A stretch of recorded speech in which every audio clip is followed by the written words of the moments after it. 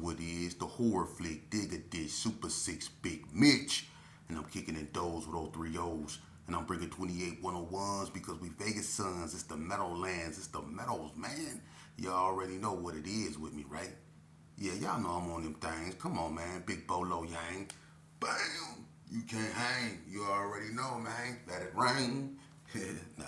Welcome to Vegas Chronicles with your man, Hubba Dub, Big Mitch. And today, like any other day, we gonna talk about actual factuals. You know what we do, man. Y'all already know what we do. Don't act like you new to this. But anyway, look, man. Today I'm gonna answer a few questions, right? Number one,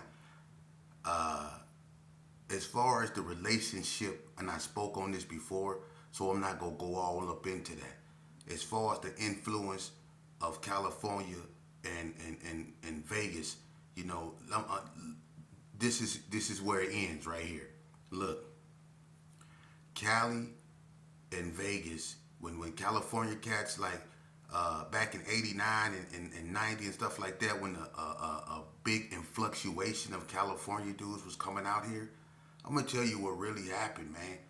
What really happened was most of them, whether they were Crips or whether they were Bloods, for the most part, they never came out here and was hostile and tried to take over. There were a few incidents where, you know, California cats got into it with Vegas cats. You know, case in point, the Backstreets and the Bloods, the Backstreets and the Gersons. You know, they came out here with thinking that Vegas was weak and thinking they can set up shop, and you know, it didn't work out that way. You know, but not all of California, you know, individuals is like that. For the most part, the ones that came out here, like if they were from 6-0, they went over there with the 60s. You know, if they were Crips, you know, a lot of them ended up on Donna streets. It's a lot of Crips from California that was on Donna that wasn't from Donna, you know. And it's a lot of California cats that find themselves that got along with, Crip hoods. And the same thing with Bloods. There were bounty hunters out here, other type of Pirus out here, San Diego Pirus, you know, Lincoln Park Bloods, you know, there were all kind of, Inglewood family, all that was out here, man, and they just hung out with, you know, Vegas Bloods. They never came out here and try to, you know, separate themselves and make themselves look like, you know, they were anything other than, you know, B-Dogs or Crips, you know, and you know, their relationship with the Vegas Crips was cool, but you had some that were arrogant, you know, and you know, like them Hoovers, and you know, they was pushing it. It was Hoover or nothing with them, you know, and they didn't really last long. They got ran out of Burgundy Square, you know, and I don't know where they ended up at, but I know they got ran up out of there, you know. So, and I'm not being disrespectful. I'm telling you the truth. Them Damus ran them Burgundy Square Hoovers, them Fados Hoovers, which was Bam, Chip, Chip is Mouse's brother. He from A. Trey Hoover.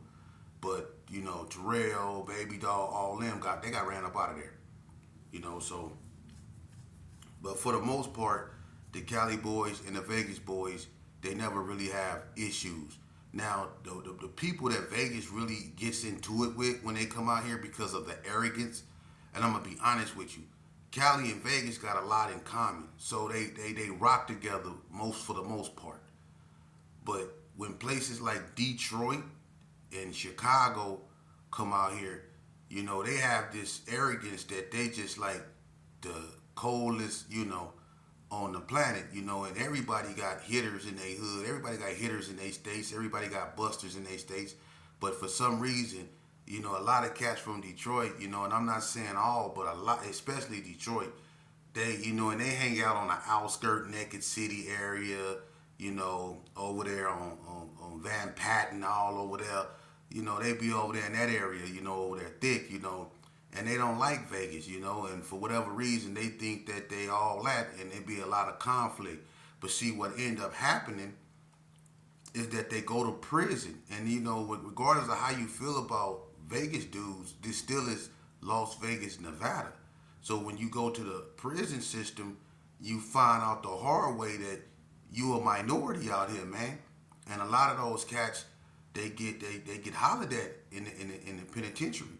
You know, that's what happened to the back streets. You know, a lot of them thought that, you know, when they was out here warring with the Gersons and warring with the Bloods, that it was just, you know, out here on the streets, not knowing that when you go to the penitentiary, it's gonna be even worse. You know, because you in someone else's state. And I brought this up in the last video. A lot of older cats remember when they sent the DC boys out to Indian Springs. Y'all remember that? They sent a bunch of, you know what I'm saying? Man, I'm talking about, y'all know how them DC dudes get down, man. Y'all know what they was on. The whole yard smashed them. The whole yard. You know? See, people come out here from other states back there with that arrogance, and that's where the problem lies. But with California, it's not really, it never no major issues. Now, it was in the penitentiary at times, you know, and, you know, individual beefs between two people can turn into a major war, you know, between Cali and Vegas, just because two dudes can't get along, you know. And case in point, Seaweed and Big Dan Big Dan is from, I guess, Inglewood somewhere, but him and Seaweed is arch nemesis for whatever happened at NNCC when they did what they did to Big Dan on the stage. They you know, they bust him up real bad, but you know, him and Weed was at each other's throat, you know, and that right there started, you know, it didn't just start, you know, a war. It brought really Golden Circle, which was a penitentiary form game in effect. You know, the rivalry that you know, that Big Dan had with Seaweed and the Gersons, you know, he turned that, you know, and he used that animosity that he had for what happened to him at NNCC. He used that to gather up the like-minded California dudes that didn't, you know, have a positive view per se of Vegas, and he got all them together and he formed Golden Circle. You know, and that was a mixture of California Bloods, California Crips. Some Vegas Crips was even in that. Ain't no need to say they know who they is. Some Vegas Crips even joined Golden Circle. You know? So, but for the most part, Cali and Vegas don't really, you know, go at each other's throat like that. Now, as far as, you know, the Hispanics, there never was issues like that, and I said that out, you know, in my other videos. There was never no major wars. Someone in my comment section said that the Southsiders run Nevada. Y'all might run Reno, Nevada, but you don't run Las Vegas, Nevada. You never did. It was never racial hostility out here. The Hispanic gangs, like the Sanchucos, you know, like, you know, shout out to Loco Abdul, man, from Kim folks down there in the north, man. He said something that's old school, you know, that the Sanchucos used to say, you know, sometimes Crippin', you know, or sometimes Crips. Sanchucos, that SC used to stand for, because they used to ride with the GQs. That blue rag that the Sanchucos got, it didn't stand for Sereno in its original.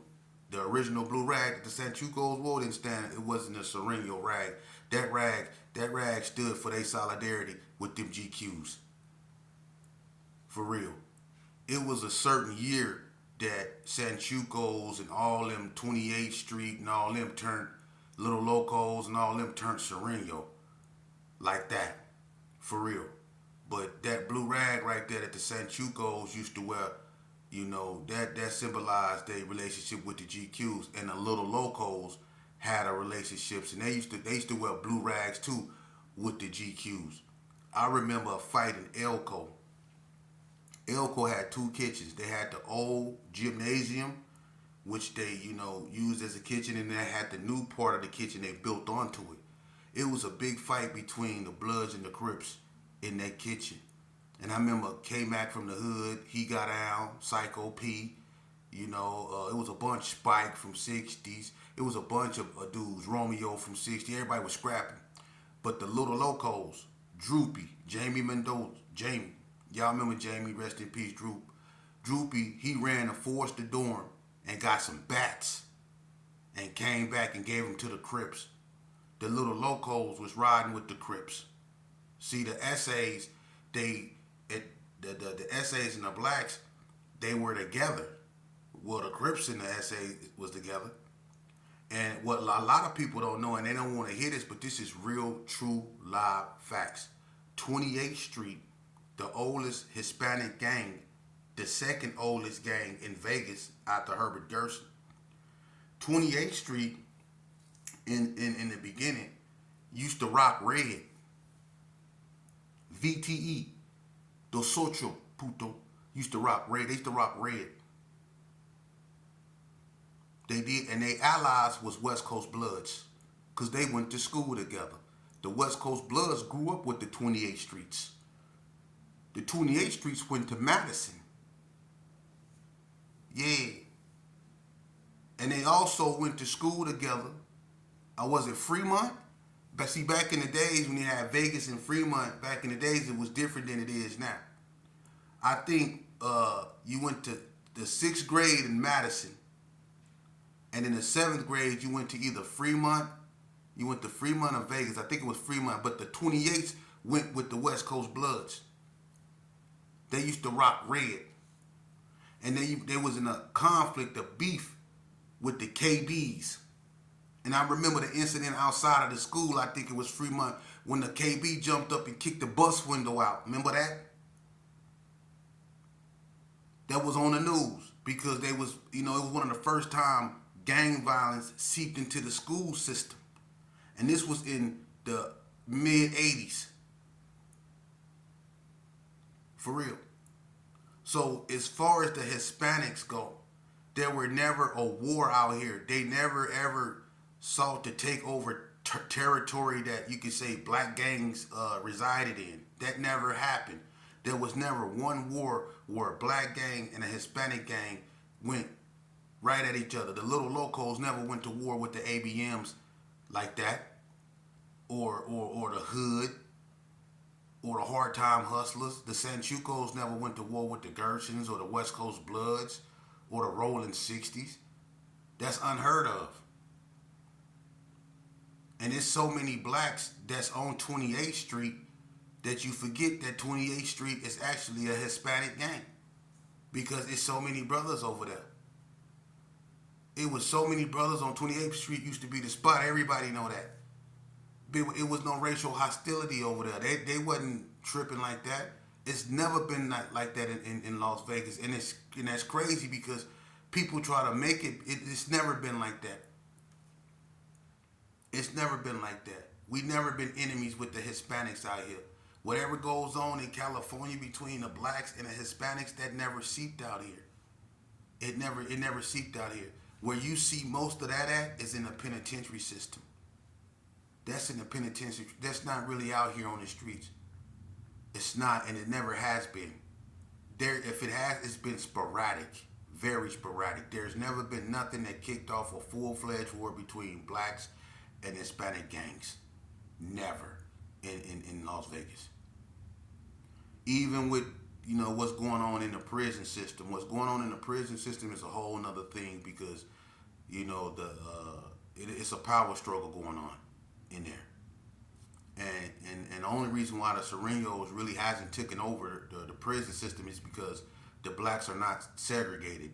They don't have themselves on this yard, a level, like a level 2 yard, level 3 yard, level 4. It's none of that out here. So on every yard, it's a level system.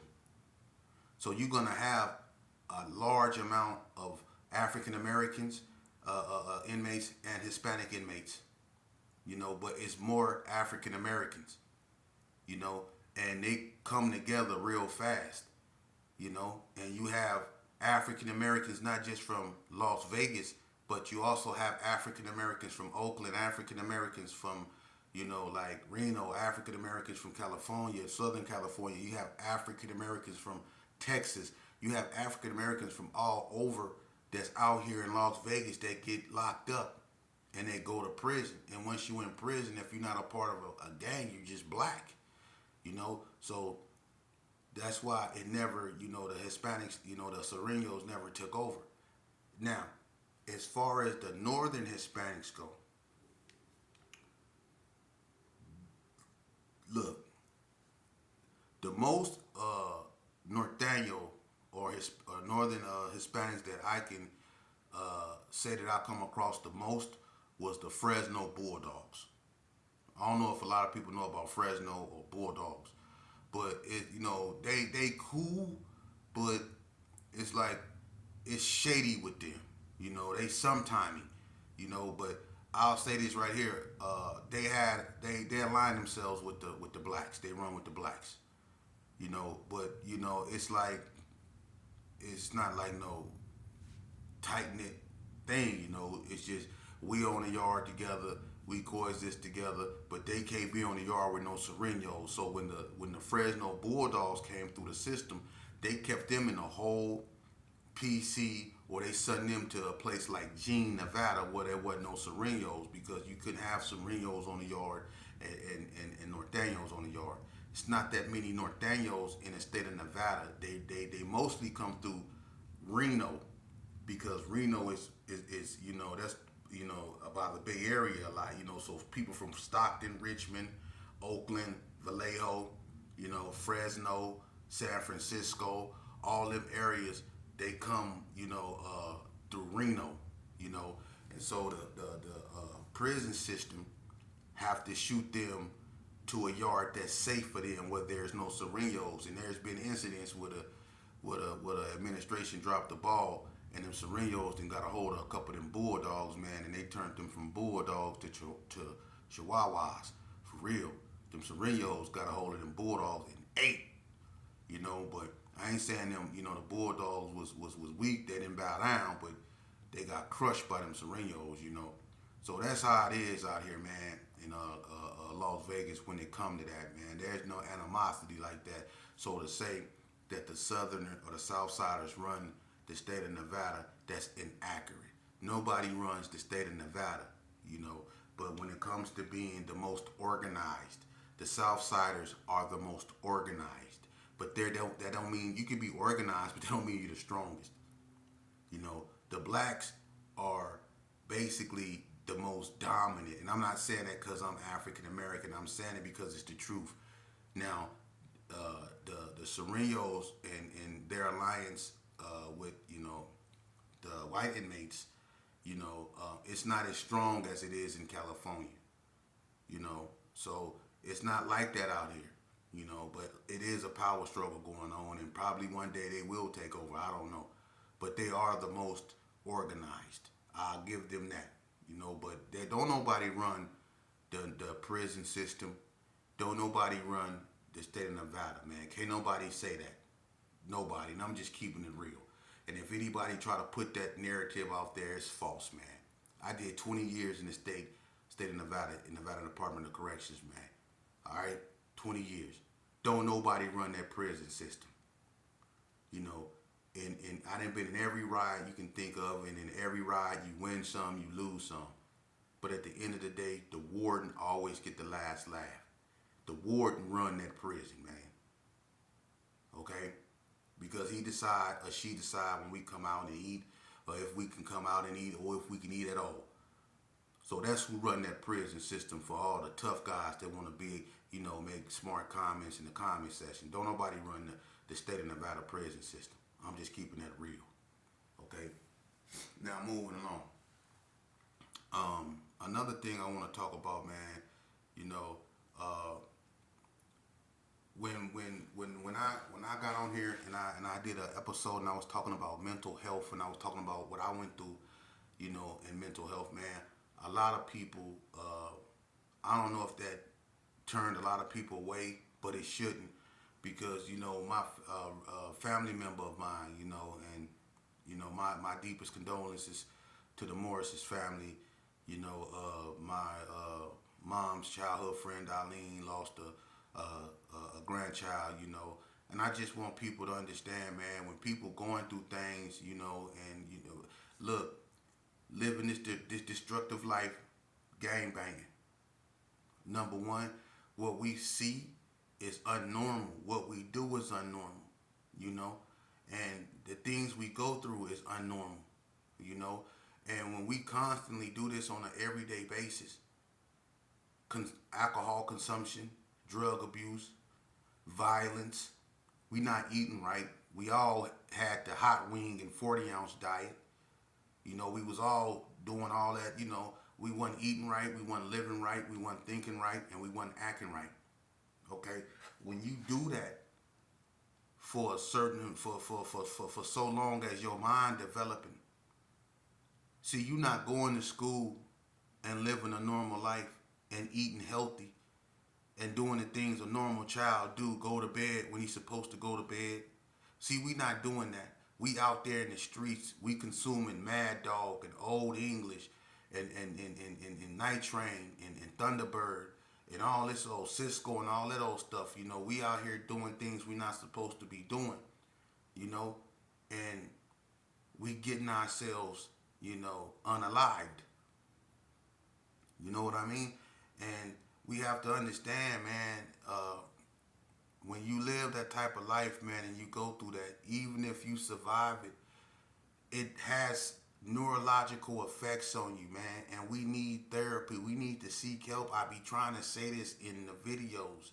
A lot of people don't have to be in gangs, but you know, when it comes to your mental health, when it comes to mental health in general, we have to take that serious because, you know, a lot of people don't know what a person be going through. You know, I still have nightmares from the destructive way of living that I went through. You know, I still have nightmares, man. I do. But I gotta live with that. It's been days I done dived out the bed. My girl done looked and was like, what the, you know, I didn't, gunshots, you know, having nightmares, you know. We don't seek help for that. We get out and we go on as business as usual. We need to see therapists, man. When we go to all these funerals back to back to back to back to back to all our childhood friends is dying, you know. When we constantly drinking and drinking and drinking and drinking, you know, or indulging in drug abuse or hunting each other, you know, like animals. You know what I mean? When we out here living this way, and then when we get locked up, incarcerated, only to come out and do the same old thing over and over and over and over and over again, it has psychological effects on you, man. Because your reality, it becomes warped in believing that's, you know, that's all there's out there. You know.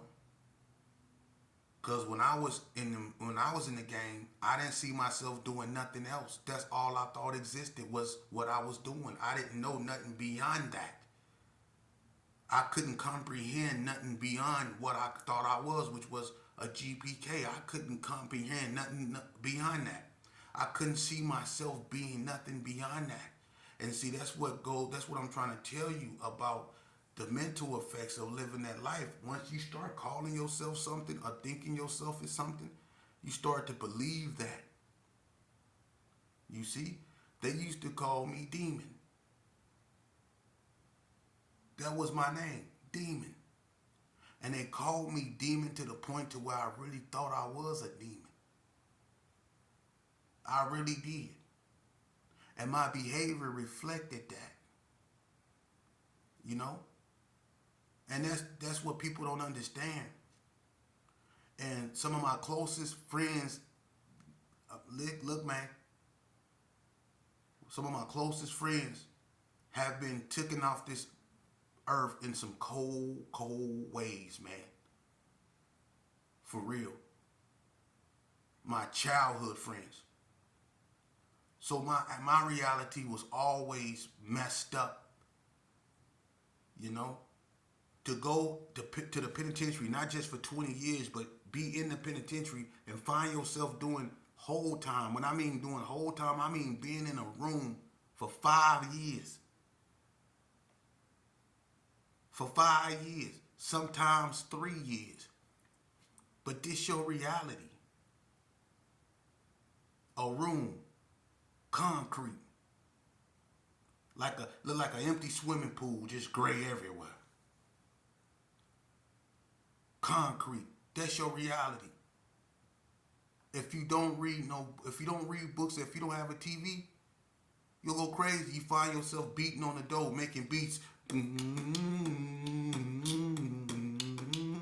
You find yourself doing that. Or becoming an expert braider from constantly braiding your hair. Starting off like my head now. And by the time you come out, you got braids that come way down here. And you done braided them all yourself. You done taught yourself how to braid hair.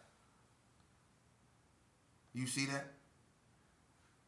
I didn't see people that didn't been in a hole so long they didn't taught themselves how to sing. For real. Went in that sounding like KC from JoJo and came out of that sounding like Teddy Pendergrass.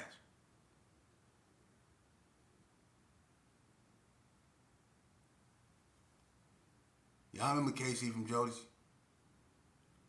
But anyway, mental health. Mental health. That's your wealth. You got to protect it. For real. And we have to be mindful of that, man. A lot of people out here ain't right. And they don't know how to ask for help. They don't. They think the way they feel is just the after effects of the life they live. They just tired. That's what they think. Man, some people think they just tired. No, man. No. When you constantly got to get fitted and suited and booted, you can't even get fitted and suited and booted and go out with your girl no more. When you get fitted and suited and booted, you got to go